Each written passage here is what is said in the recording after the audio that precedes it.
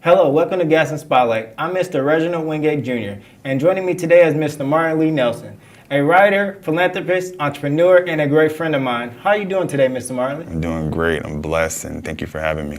All right, tell us a little bit about your background and your education, if you don't mind. Well, Martingly Nelson, as you said, from Haiti, of Haitian descent, but I was born in Fort Lauderdale, Florida. But my stomping grounds is from Tampa, Florida, and went to the University of South Florida there, where I dual major in accounting and information systems. Okay. In 2019, your book titled Lyrical Therapy was published. What motivated you to produce and publish the poems? I think a big part of me is very introspective, and poetry allows me to go into a place where I not only go through a process of self-discovery, but also I'm able to reach other people by inspiring them to go into their more intimate parts of themselves. Okay. And writing is also very therapeutic. And just even early on when I first started school, I was always affirmed to keep writing by my professors, by my teachers. And eventually in college, they told me, hey, you ever thought about publishing your work? And I was like, okay, I guess that's something that I could, pursue or even look towards. And So would you say the college students inspired you, or your professor? I would say my professors, because that's where the affirmation really came from, because no one really knew that I wrote. But turning in assignments and them seeing my work was like, hey, this might be worth publishing, and it was something that I pursued, and it was a very I guess a very self-motivating practice. Like it was something that really inspired me, right? And then it also inspired others. Well, that's inspiring within itself, that they can see that your work should be published, and then years down the road, it comes to fruition. Right. So that's kind of crazy. Yeah, I mean, just always believe, and it's always good, because my love language is words of affirmation. And I think when someone encourages me to do something or affirms me, it gives me more motivation to do it. Okay, I like to hear that. Well, and you also released an album in early 2020 named Therapy. What challenges did you face producing this album, and what did you learn in that process? Well, music, just like I mentioned how writing is a therapeutic process, music is also a therapeutic process. There's so many messages that we can get across through music. Music is a universal language, but there's challenges in any type of creative space, because creativity takes a huge part of ourselves, right?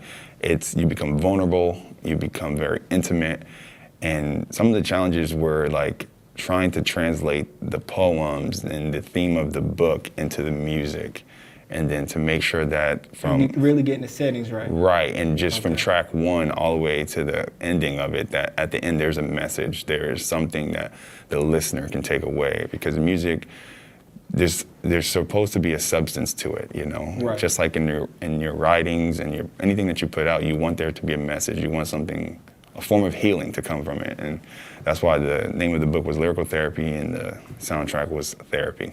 Okay. A little insider. So you're also working on a small film with the project? Yeah, so there's also a short film that kind of ties in the themes of both the book and the soundtrack. And it's in progress, and I'm actually really looking forward to it. It's a project that, you have known about, you're working very closely with as well. So I'm looking excited for that project to come out. So in 2016, you helped co-founder Impact Global International, an outreach program on a mission to produce sustainable communities through the power of renewable energy. What inspired you to create IGI?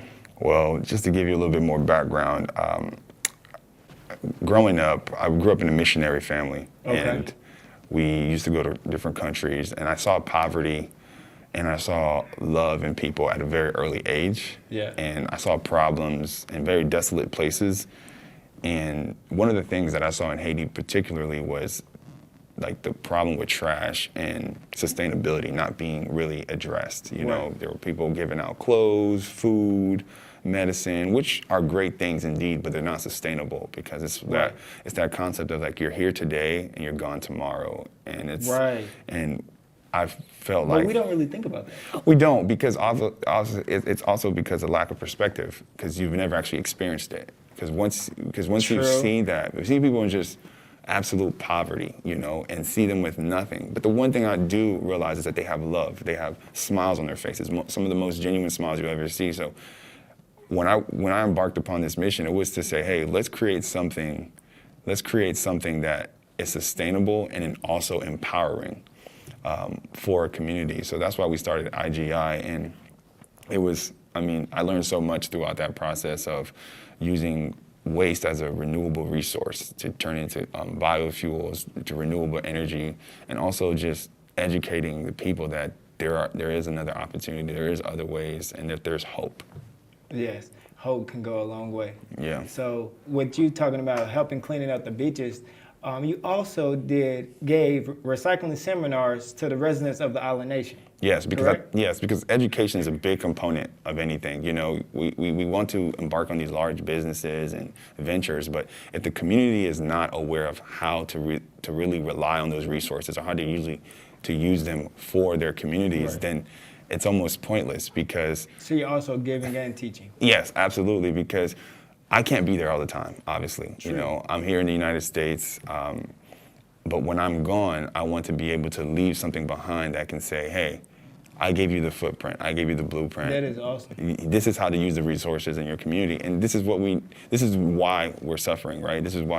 But this is how we can resolve that issue. And that's one of the main things that we learned, was that education comes first. And that's not even to sound cliche, but Right. it's like if someone gives you a machine to use, but you don't have the manual, then you may not be able to maximize the output of I that was going to machine. say how you going to do it. Right, exactly. So that's kind of crazy, because being able to teach, that's leaving a real legacy, Right, because now you're being a leader. right.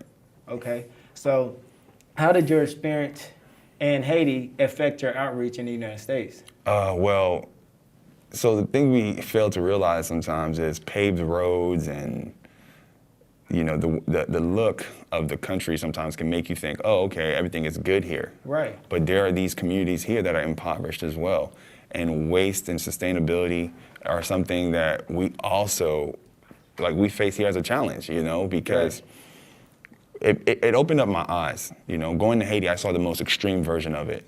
But in coming back to the States, there were still communities that were lacking those resources, that lacked that education. And we still have a great ways to go when it comes to sustainability, waste management, recycling, and even renewable energy, thinking about our future. Because, people think that climate change is a conspiracy, but we have to think about the weather patterns. We have to think about, the health of our food and the health of our people. We have to think about these things. Because if we're considering a future, right? It really comes all full circle. Yeah, we really need to think about, hey, we need to really innovate how we live our everyday lives and be more conscientious of hey, what am I doing? Because even the simple things like, how much waste am I producing in my home? What can I actually reuse? What can I actually conserve? And I think sometimes we take things for granted here. I really need to work on that practice myself in my house. Yeah, I think it's like that. Look yourself in the mirror, and I think perspective is everything. Going to a place, going to a place where it's extreme. You see extreme poverty. You go into a country where there isn't any electricity. Right. Then you come to say okay, now how do we make electricity? Yeah, that's something that I have no clue about. Right, and I think it's all about perspective. Okay, and speaking of perspective, do you have any trips to Haiti planned in mind through IGI in the future that newcomers can learn about? Well, as you may know, or you may not know, Haiti has been going through a lot lately, after the assassination of the president, with the recent earthquake. So we were able to organize a few relief efforts and sending supplies over. But as of right now, until things are a little bit more safe, we will be postponing any trips. Okay. But if there is anyone that wants to find out more about our trips and our initiatives and anything that we're doing, we would like you to contact me at contact@martingly.com or visit IGI. Well, that's all the time we have today. Thank you for coming out here and talking to me, Mr. Martingly. This is Mr. Reginald Wingate Jr. with Gaston Spotlight, and I'm signing off for now. But don't forget to come and catch us next time with another guest.